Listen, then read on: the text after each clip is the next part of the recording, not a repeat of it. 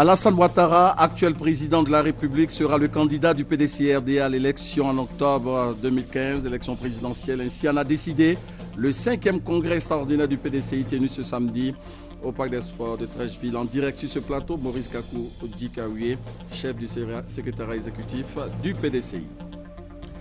Les audiences foraines sont organisées sur toute l'étendue du territoire en vue de permettre aux citoyens ivoiriens de plus de 16 ans de disposer d'une carte nationale d'identité. Plus de 2 millions de nouveaux comptes ouverts en Côte d'Ivoire selon le bilan 2014. L'information a été donnée par l'Association professionnelle des banques et établissements financiers de Côte d'Ivoire. Information donnée au cours du lancement des activités 2015. Dans ce 20h, nous irons au Burkina Faso pour suivre quelques temps forts de la cérémonie d'ouverture du FESPACO, le Festival panafricain du cinéma et de la télévision de Ouagadougou.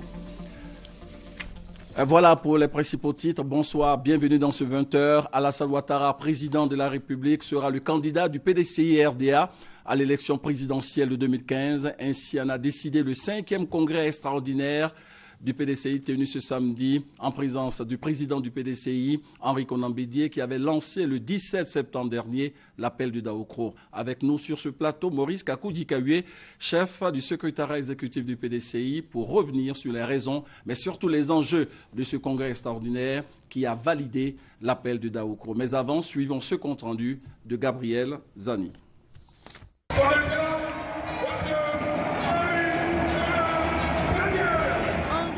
Bédié est entré dans le palais des sports de Trècheville en triomphe, acclamé et honoré par des dizaines de milliers de militants.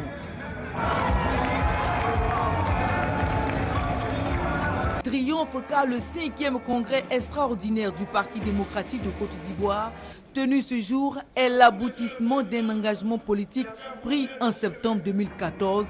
L'appel à soutenir la candidature d'Alassane Ouattara au sein de l'Alliance des oufédistes, le RHDP. Un engagement réaffirmé dans son discours d'orientation du Congrès, malgré les protestations dans la famille PDCI. Conscient qu'un mandat de 5 ans est insuffisant pour un président de la République pour réaliser le programme qu'il a proposé, j'ai demandé au PDCI-RDA d'abord et aux autres membres de notre alliance de se mettre en mouvement pour soutenir le président Alassane Ouattara pour ce second mandat. La grand-messe de ce samedi 28 février est consécutive au pré-congrès éclaté dont les résultats et recommandations ont été présentés en conclave loin des regards des journalistes. Soutien et engagement à suivre le président dans son choix ont été les conclusions des congressistes. Le congrès se tient à un moment charnière de la vie de la nation qui sera marqué par l'élection présidentielle d'octobre 2015. Je voudrais exhorter nos militants et militantes à traduire dans les urnes le soutien à l'appel de Daoukro. Pour son mot de fin, Henri Konan Bédié a soutenu que le PDCI n'est pas à brader. On ne brade pas un héritage politique comme le PDCI. Vous avez été nombreux à apporter votre soutien à l'appel de Daoukro, devenu désormais un appel historique. Allons à présent à la convention du RHDP en rang serré, unis et dans le même état d'esprit de cohésion du parti pour désarmer les frondeurs. Nous continuons notre combat. Toutefois, nous ne perdons pas de vue l'alternance politique de 2020 qui doit ramener le PDCI au pouvoir d'État. L'appel à l'union au sein du RHDP a émaillé tous les discours selon le thème retenu pour ce congrès, consensus pour gouverner ensemble pour la paix, la justice, la réconciliation et le développement durable.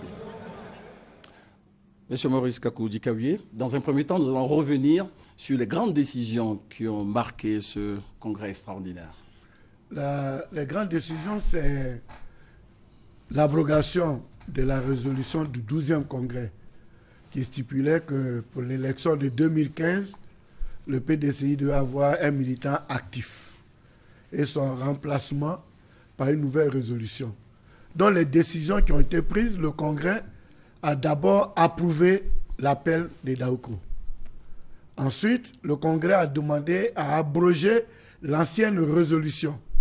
Le Congrès a félicité le président Arikona Bédié pour sa clairvoyance. Le Congrès a décidé que pour l'élection de 2015, son candidat, ce sera le président Alassane Ouattara. Le Congrès a appelé tous les partis membres de l'Alliance du RHDP, notamment le RDR, à appliquer effectivement et dans son entièreté l'appel de Daoukro, c'est-à-dire le président Ouattara, candidat du RHDP en 2015, et un cadre du PDCI-RDA, candidat en 2020. Également, un appel a été lancé aux militants pour faire la mobilisation autour du président Arikona Bédié, et le Congrès en fait a décidé que tous les partis a donné l'autorisation au PDCI-RDA d'aller à une convention d'investiture unique à RHDP pour l'investiture du président Alassane Ouattara. Voici les grandes décisions et le Congrès a adopté une motion spéciale de soutien au président Arikona Bédié. Mais il se trouve qu'il y a des cadres qui ne reconnaissent pas, des cadres du PDCI qui ne reconnaissent pas du tout ce congrès extraordinaire. Bon, le congrès, ça dépend, c'est le fonctionnement du parti. Peut-être qu'ils ne maîtrisent pas. L'article 66 de nos statuts disent quoi? Que toutes les délibérations finissent par une décision qui peut être par acclamation, soit par vote à main levée, et la décision prise par un organe ne peut être cassée que par un organe supérieur. C'est-à-dire que si un secrétaire de section prend une décision, le président du parti peut la casser. Mais le législateur politique du PDCI-RDA a mis des balises pour éviter que le président du parti ne fasse de la dictature. Et c'est écrit à l'article 66 que seules les décisions du bureau politique sont insusceptibles de recours. Donc le bureau politique, c'est l'organe exécutif et des décisions entre deux congrès. Quand le bureau politique prend une décision, elle s'impose à tout le monde, y compris au président Bédié. Je prends un exemple. Le président Bédié a lancé l'appel de Daoukro. Nous nous sommes appropriés au niveau que secrétariat. Les délégués l'ont fait. Nous avons tourné. Mais si au bureau politique du 18 décembre 2014, le bureau politique avait refusé l'appel de Daoukro, le président Bédié s'arrêtait. En plus, forte raison, le Congrès, qui est l'organe suprême du parti. Donc, le Congrès, personne ne peut dire qu'il ne reconnaît pas le Congrès parce que c'est la réunion de tous les membres statutaires. Même le président Arikona Bédié ne peut pas dire qu'il ne reconnaît pas le Congrès. Donc, un simple militant ne peut pas dire que lui, il ne reconnaît pas le Congrès. Ce que j'apprends, ils disent que, ouais, ils reconnaissent le 12e Congrès, mais ils ne reconnaissent pas celui-ci. Mais le 12e, qui l'a organisé? C'est les mêmes, c'est nous. Qui était président? C'était le président Arikona Bédié. S'ils reconnaissent le 12e Congrès, c'est qu'ils le reconnaissent le 5e Congrès extraordinaire par parallélisme des formes. On avait pris une résolution au Congrès pour dire qu'on devait avoir un militant du PDCI. Si on n'était pas parti au Congrès et qu'on avançait, là c'était la dictature. Mais le président a dit, je soumets ma proposition au Congrès. Si le Congrès n'est pas d'accord dans ces conditions, je fais marche arrière. Je donne un exemple. À Bengourou, Nicolas Kwasi-Akon a participé au pré-congrès. C'est un des soutiens d'Essi Amara. Il a participé au pré-congrès. Il a même introduit une motion de refus de l'appel de Daoukro qui a eu 55 voix contre et lui, il avait sa seule voix. Et quand on a introduit la motion acceptant l'appel de Daoukro, elle a été votée à 55 voix et lui seul, il avait voté contre. Au dernier bureau politique, je prends note, sur 45 intervenants, il n'y avait que 3 personnes qui étaient contre, il y avait 42 pour, donc certains à une majorité écrasante. Donc il faut que les uns et les autres sachent que nous sommes dans une organisation. Je prends un cas précis. Le monde entier est régi par l'Organisation des Nations Unies. Il y a plus de 180 pays. Il y a l'Assemblée générale des Nations Unies. Mais le Conseil de sécurité, qui ne prend que 15 pays, vu la fonction que l'ONU a donnée au Conseil de sécurité, c'est le Conseil de sécurité qui prend les décisions qui s'imposent au monde entier. Vous n'avez pas dit, bon, comme c'est 15 pays, je ne reconnais pas. Vous pouvez ne pas reconnaître si ça ne vous arrange pas, mais à ce moment-là, vous devenez un mauvais démocrate. Mais il y a des cadres du PDCI qui ont déjà manifesté leur volonté d'être candidats pour l'élection présidentielle. Et ils disent qu'ils ne seront pas des candidats indépendants, mais ils sont les candidats du PDCI-RDA. À partir de ce soir, le candidat du PDCI-RDA s'appelle Alassane Ouattara. Ainsi en a décidé le Congrès, l'organe suprême du parti. Toute autre personne ne peut pas se prévaloir d'être candidat du PDCI-RDA, même si elle est militante, parce que le Congrès ou la Convention ne l'a pas choisi. Et nous avons, bon, s'ils disent sont PDCI qu'ils vont utiliser les logos, nous avons déposé le logo à l'organisation de la propriété intellectuelle. Donc nous sommes couverts par la loi. Donc nos juristes agiront le moment venu. Mais je leur conseille de ne même pas s'amuser à se dire candidat du PDCI-RDA parce que nous aviserons. Rendons-nous une fois encore au Parc des Sports où notre reporter Alexis Ouedraogo a recueilli quelques réactions sur place. Le président Bédié l'avait dit déjà le 17 septembre 2014, mais il n'a pas voulu aller seul sur cette décision. Il a demandé que de façon démocratique nous nous prononçons et ceci vient d'être fait par rapport à cette résolution importante. Le candidat du RHDP sera le président Alassane Ouattara et nous allons le soutenir, nous allons faire de sorte qu'il puisse gagner ces élections-là et qu'il passe haut les mains. Et n'oubliez pas que l'alternance, comme l'a dit le président, c'est en 2020. Aujourd'hui, l'appel d'Aoko est officiel. Le président Ouattara sera donc le candidat du PDCI-RDA.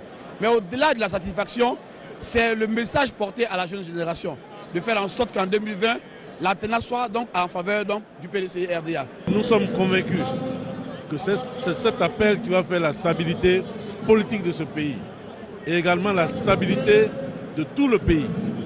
Parce que sans stabilité, nous ne pouvons rien. Vous avez vu que ce sont plusieurs milliers de personnes qui ont pris part et 6 personnes seulement ont dit non. Donc la mobilisation, c'est de notre côté et le président a lancé un appel à l'endroit des frondeurs irréductibles afin qu'ils mettent de l'eau dans leur vin. Ce sont les enfants d'Oufoué qui se retrouvent. Il n'y a pas à calculer. Tout le monde ne peut pas occuper le fauteuil présidentiel. Donc faisons en sorte que nous jouons tous franc jeu et que celui que nous allons mettre là, que nous l'aidions à aider la Côte d'Ivoire et à nous aider. Alassane Ouattara, donc candidat du PDCI-RDA pour l'élection présidentielle en 2015, ce qui n'empêche pas le comité de médiation de poursuivre son travail. Non, mais nous sommes fidèles aux enseignements du président Oufouette. Le PDCI avant tout est parti de dialogue et s'est inscrit dans nos statuts. Malgré le fait que le Congrès ait avalisé le projet du président Arikona Bédié, même si les autres ne sont pas nombreux, même si la majorité écrasante est avec nous, il faut que nous continuions le dialogue. C'est pour cela que de façon libre, ça n'a pas été une obligation. Le président a demandé de mettre en place un comité de médiation qui a commencé à faire son travail. Ce que moi je peux demander aux uns aux autres, c'est d'avoir le bon ton de mettre balle à terre et de ne pas être méprisant. Parce que quand j'entends des responsables d'un haut niveau qui ont occupé de hauts postes dire oui, que c'est de la mascarade et que ça a été une mise en scène que les secrétaires, mais c'est du mépris. C'est insulter la conscience morale des militants du PDCI-RDA comme si ces pères de famille n'étaient pas capables de prendre des décisions eux-mêmes. Donc, qu'on ne s'insulte pas, ce n'est pas parce que quelqu'un a un diplôme qu'il est plus que quelqu'un qui est au village. En politique, tout le monde c'est-à-dire qu'en matière de démocratie moderne, quand on vote, une voix est une voix. Vous êtes professeur agrégé, vous avez une voix. Vous êtes planteur ou bien cultivateur, vous avez une voix dont nous devons nous respecter. Et que le fait d'avoir une ambition de candidature ne doit pas donner l'occasion à des personnes pour penser qu'elles sont au-dessus d'autres. Nous sommes les mêmes. Merci beaucoup d'avoir accepté notre invitation. Merci. Dans l'actualité politique également, la rencontre entre la jeunesse du RDR, le Rassemblement des Républicains et le président de l'Internationale libérale. Ce moment de communication avait pour objectif d'emmener les jeunes militants et militantes du RDR à mieux comprendre le choix idéologique de leur parti. Herman Yamien pour en savoir un peu plus. Pour comprendre les fondements du libéralisme, idéologie politique de leur parti, la jeunesse du Rassemblement des Républicains est retournée à l'école. À l'occasion, le sous-sol du siège du parti a servi de cadre pour un cours magistral. Julie Moniver-Strikel, président de l'Internationale libérale, situe les enjeux d'une telle rencontre avec les jeunes libéraux. L'Internationale libérale a commencé une réflexion sur le libéralisme au XXIe siècle. Le futur du libéralisme passe par la jeunesse. Et cette jeunesse dynamique d'Afrique, mais particulièrement de Côte d'Ivoire, est celle qu'il nous faut. Parfois, nous voyons dans certains pays en Europe qu'il y a une certaine fatigue des jeunes. Et il faut qu'ils voient comment en Afrique, comment ces jeunes du RDR sont motivés, comment ils travaillent, comment ils voient le futur. Une démarche bien appréciée par le président national du Rassemblement des jeunes républicains. Cette visite du président de l'Internationale libérale vient ajouter à la volonté du président de la République de faire vraiment du RDR un parti qui respecte certaines valeurs pour que vraiment la Côte d'Ivoire soit un état de droit. L'engagement des jeunes est dû certainement à ce que le secrétaire général par intérim a donné comme instruction. Et nous avons vu à plusieurs réunions l'engagement de la direction du parti de vraiment inculquer les valeurs libérales à l'ensemble de nos jeunes. En outre, le conférencier a trouvé opportun de prôner un libéralisme à visage humain, c'est-à-dire un libéralisme dont la finalité est le bien-être des hommes et des femmes.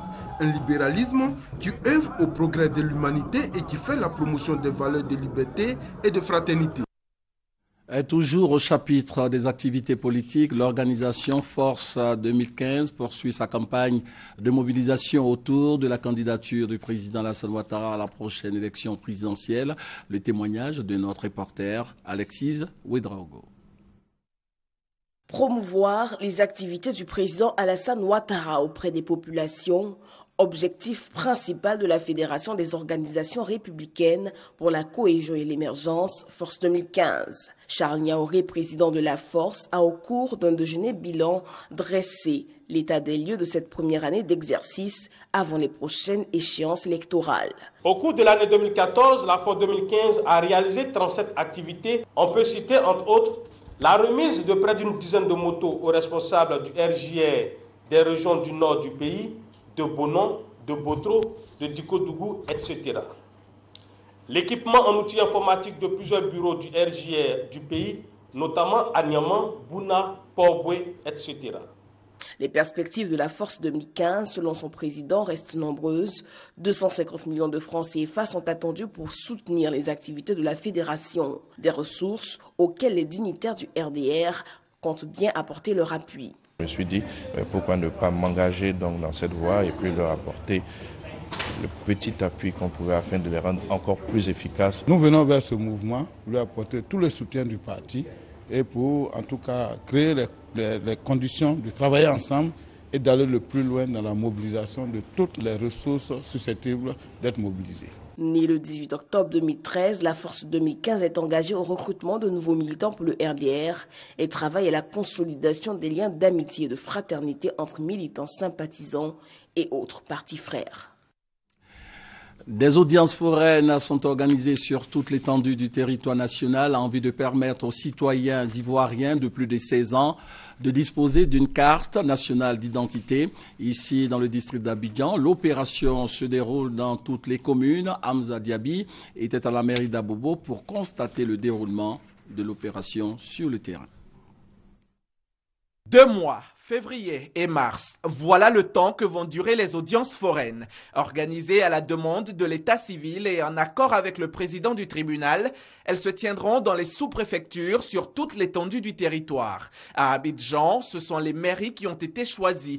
Le directeur général adjoint de l'administration du territoire vient d'effectuer une visite de terrain pour constater le déroulement de l'opération. Cette visite donc a pour objet de voir les installations mises en place, la préparation de l'opération, l'engouement de la population et éventuellement les difficultés pour lesquelles certaines réponses pouvaient être apportées avant l'opération de terrain.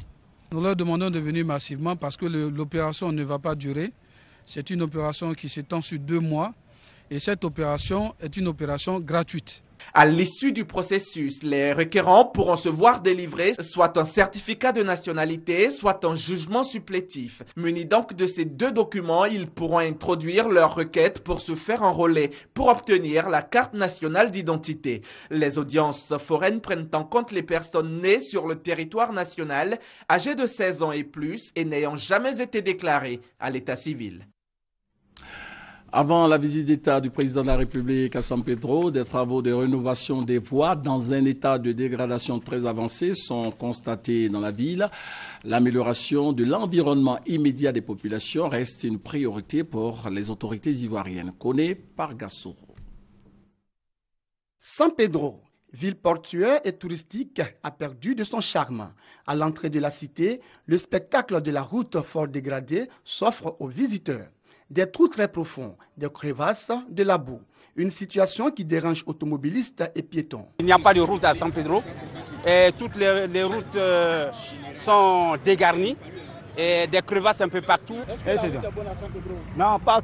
Non.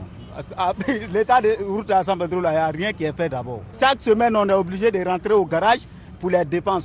En vue de résoudre l'épineuse question de la dégradation des voies de la ville de San Pedro, le président de la République, Alassane Ouattara, a initié les travaux de réhabilitation de la voirie dans la ville. Débutés en mai 2014, les travaux devraient prendre fin en février 2015, un délai qui ne sera pas respecté. Et pour cause.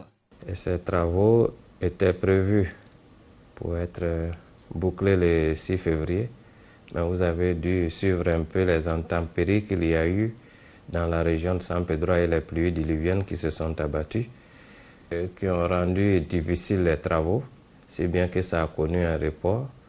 Et les travaux maintenant sont censés finir pour le 6 avril.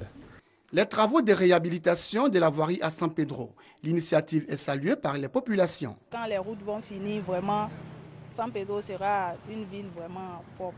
Depuis un certain moment, nous qui sommes véhiculés, c'était vraiment difficile, impraticable de circuler à San Pedro ici.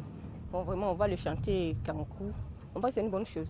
Nous sommes dans la zone où c'est toutes les usines. Et si la route est bonne comme ça, vraiment, moi-même, président, j'apprécie le travail du président de la République.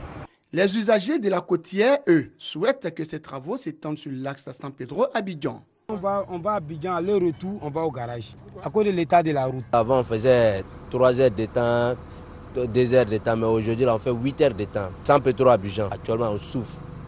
On souffre trop. Si le président a eu pitié de nous pour ranger, vraiment, ça sera nous plaît. Toutes ces difficultés poussent population et usagers de la route à fonder beaucoup d'espoir en la visite d'État du président de la République Alassane Ouattara dans le district du Bas-Sassandra.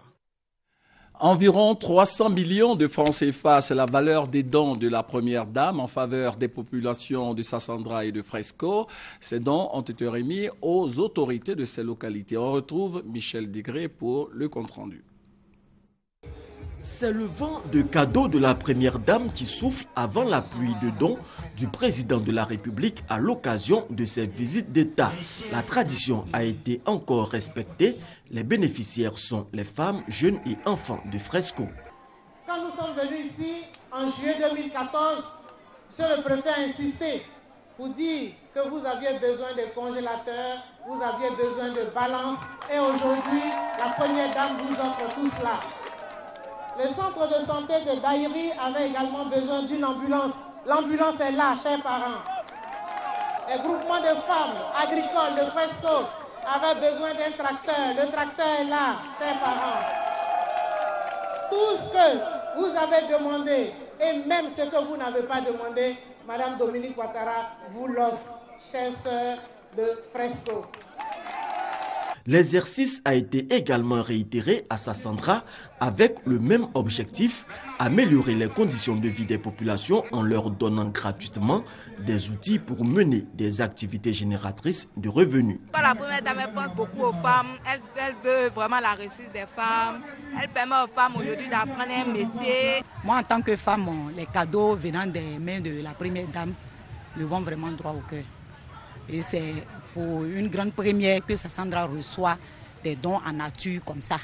Nous pensons que ces dons-là vont les égayer, ça va leur permettre d'aimer vraiment la maternelle, d'aimer l'école. La valeur totale des dons remis par le directeur de cabinet de la première dame, Patricia Yao Sylvie, s'élève à environ 300 millions de francs CFA. En moins de 6 mois, c'est la 4e fois que Dominique Ouattara pose des actions de bienfaisance en faveur des populations de Fresco et de Sassandra. L'eau, source de vie, est devenue un bien rare pour une catégorie d'Ivoiriens. C'est une réalité. Et face à cette situation, l'État a engagé de vastes chantiers, dont la construction de la station de Bounois pour améliorer l'accès à l'eau potable aux populations. Du côté de la SODECI, on remet tout simplement les canalisations en état dans le secteur Abidjan-Nord. Le constat de Hamza Diaby. Je vois la fin de nos souffrances dans ce quartier. Oui, madame, c'est bientôt la fin de votre souffrance. Parce que ce que vous voyez là, des agents de la SODECI qui tracent, creusent, posent et enterrent des tuyaux, est bien la réalité. Maintenant que l'eau est arrivée à Yopougon, nous faisons tout pour que l'eau arrive chez les consommateurs. Donc nous sommes actuellement en train de reprendre complètement l'ensemble du réseau de ces quartiers.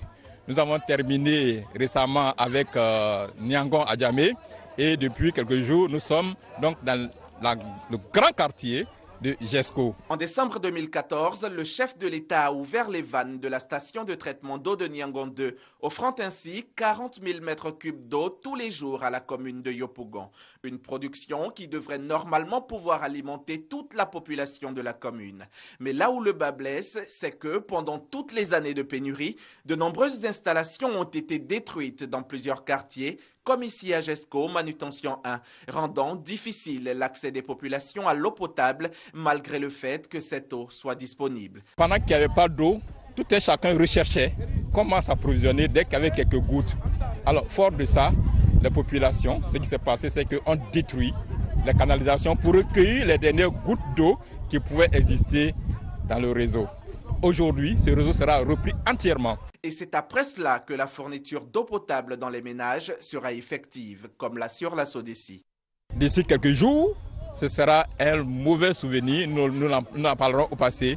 Le problème de la pénurie sera définitivement réglé dans ce quartier de Yopougon et pratiquement pour l'ensemble des quartiers de Yopougon. Pour y arriver, la société de distribution d'eau de Côte d'Ivoire déploie les gros moyens.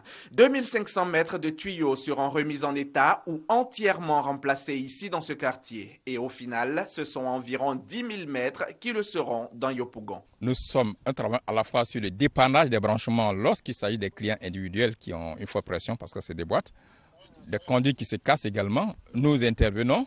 Et puis la reconstitution des réseaux détruits et comme il est dit également, prévoir également quelques extensions. Pour la reconstitution, nous avons déjà reconstruit plus de la moitié et les jours à venir, le reste sera terminé. De quoi redonner le sourire aux populations.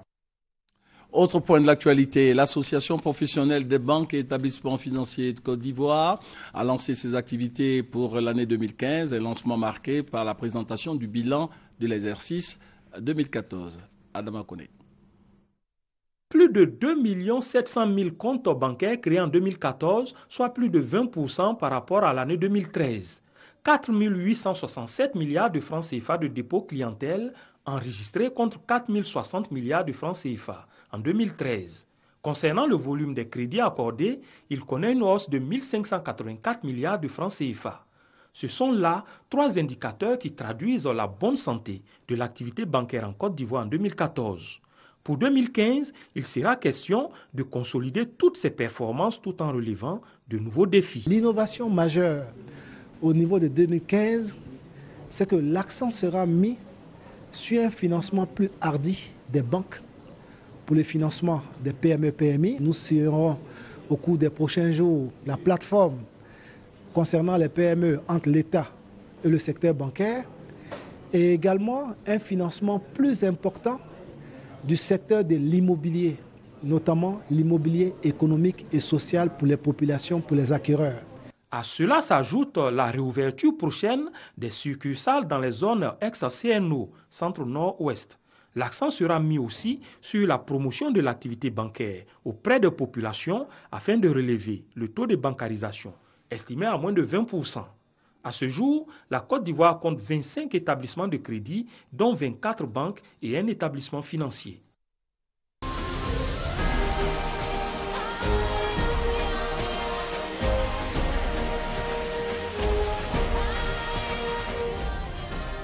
C'est une bonne sonorité, vous appréciez certainement. Très bon. Alors dans quelques instants, l'entretien avec Jean Lessueur, journaliste, auteur du roman Le bal des chacals, un roman de fiction qui relate les réalités de la jungle politico-médiatique de Paris en France, les relations entre les hommes politiques, mais également entre hommes politiques et journalistes. Rendons-nous maintenant au Burkina Faso, où a eu lieu ce samedi la cérémonie d'ouverture du FESPACO, Festival panafricain du cinéma et de la télévision de Ouagadougou. La Côte d'Ivoire représente à ce rendez-vous de promotion du cinéma. Serge Koléa, notre envoyé spécial, nous situe sur les enjeux de ce rendez-vous.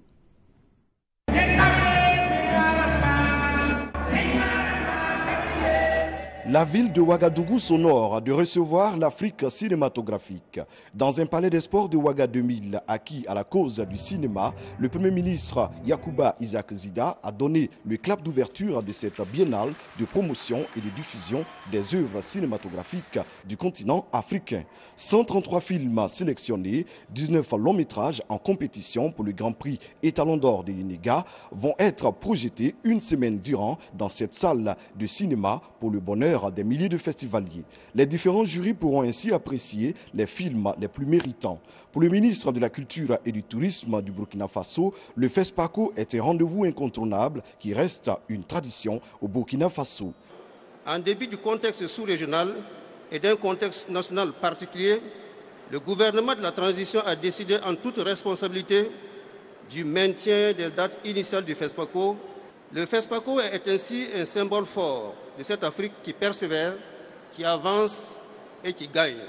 Cinéma africain, production et diffusion à l'ère du numérique, c'est autour de ce thème central que réfléchiront les professionnels du cinéma. La délégation ivoirienne est conduite par le ministre de la Culture et de la Francophonie, Maurice Kwaku Bandaman, et Afoussiata Bambalamine, ministre de la Communication. Projection de films, nuits musicales, visites touristiques et rencontres professionnelles avec notamment le marché international du cinéma africain vont rythmer le FESPACO, le Festival panafricain du cinéma et de la télévision de Ouagadougou qui se tient du 28 février au 7 mars 2015. Une fois n'est pas coutume, l'artiste et chanteur Serge Beno sera demain dimanche 1er mars au Palais de la Culture à Treichville pour son premier concert. Il est considéré comme l'ambassadeur du coupé décalé, genre musical ici en Côte d'Ivoire. Herman Yamia.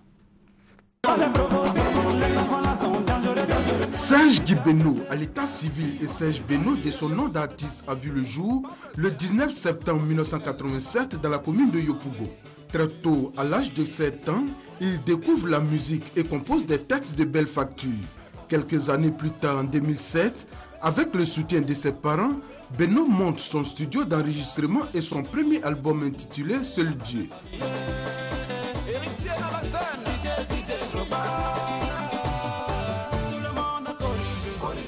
Il devient alors l'un des artistes les plus sollicités en Côte d'Ivoire et dans la sous-région. Une véritable coqueluche dans le milieu du showbiz et le succès est immédiat. Il confirme son ascension vers le succès le 15 septembre 2012 en remplissant les 5000 places du Palais de la Culture de Treichville. Il enchaîne les tournées, les singles et les concerts en Afrique, en Europe et aux États-Unis. Ce dimanche 1er mars, Serge Beno revient encore une fois sur la scène du Palais de la Culture de Treichville. J'invite tous mes fans à venir massivement le 1er mars 2015 au Palais de la Culture. Ce qui va se passer ce jour-là, mon cher, chez nous on dit, on ne parle plus de trop.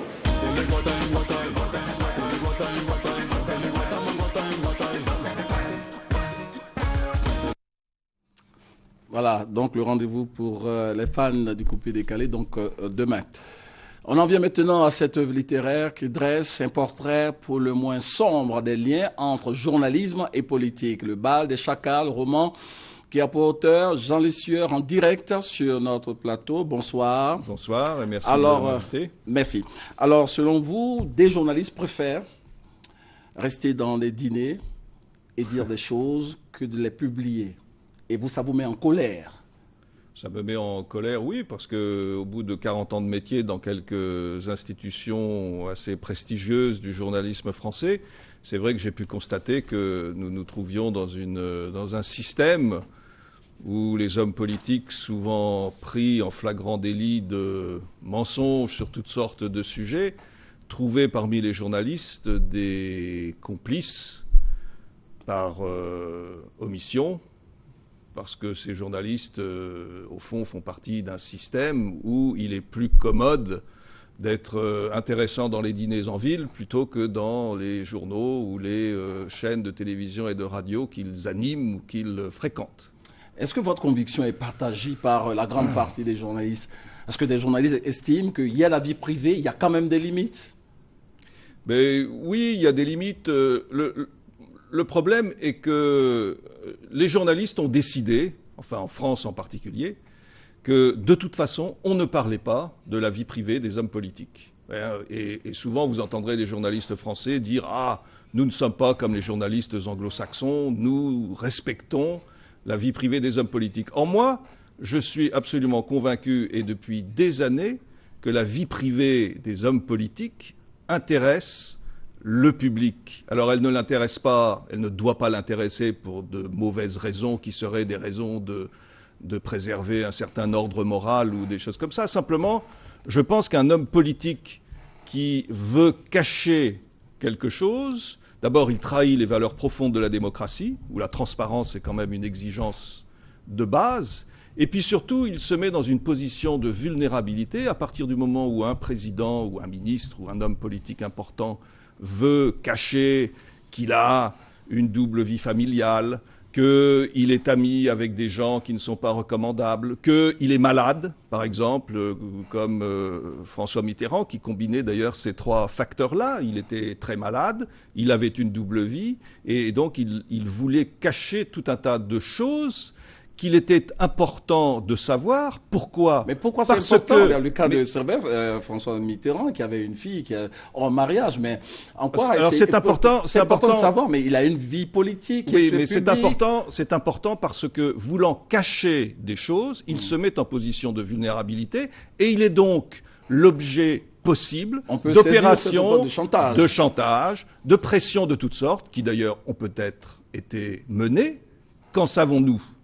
Tout à fait. Qu'en savons-nous? Et dernière chose qui est très importante, surtout en ces temps de disette un peu financière, où tous les budgets de tous les grands pays sont en déficit absolu, quand un président de la République ou un homme politique utilise à des fins personnelles le budget de l'État pour mener, comme il l'entend, sa double vie privée, ou pour donner des privilèges à des amis ou des choses comme ça, il trahit la confiance du peuple qu'il a élu. Et c'est quelque chose d'extrêmement grave. Voilà pourquoi je pense qu'il est du devoir du journaliste, quand il se trouve face à la connaissance d'une double vie, d'un mensonge d'un homme politique, il est de sa responsabilité d'en parler. De même qu'il est de la responsabilité de l'homme politique d'être transparent. Moi, ça m'est égal, moi, que M. Mitterrand ait une double vie, ait une fille cachée, etc. Ça m'étonne. Sur le plan moral, il fait évidemment ce qu'il veut. Mais quand il dépense mon argent de contribuable français pour organiser sa vie privée secrète, il trahit le mandat que je lui ai éventuellement donné en tant qu'électeur. Complément d'information sur cette œuvre littéraire avec Michel Mambo. Le bal des chacals. L'histoire d'un journaliste politique aguerri, Thomas Richard, qui se trouve être pris au piège d'une rivalité entre deux hommes politiques. Un roman fiction pour lever un coin de voile sur les relations entre les hommes politiques, mais surtout entre ces derniers et les journalistes. Cette jungle politico-médiatique qui, au-delà de Paris, en France, s'avère être une réalité sous nos tropiques. Pot de vin, dessous de table, dépendance, autant de facteurs qui imposent bien souvent le silence à certains hommes de médias. Après 40 ans d'expérience, c'est un homme averti que l'auteur, Jean Lessieux, dépeint le tableau. Le bal des chacals, sa troisième œuvre, est parue le 7 janvier dernier.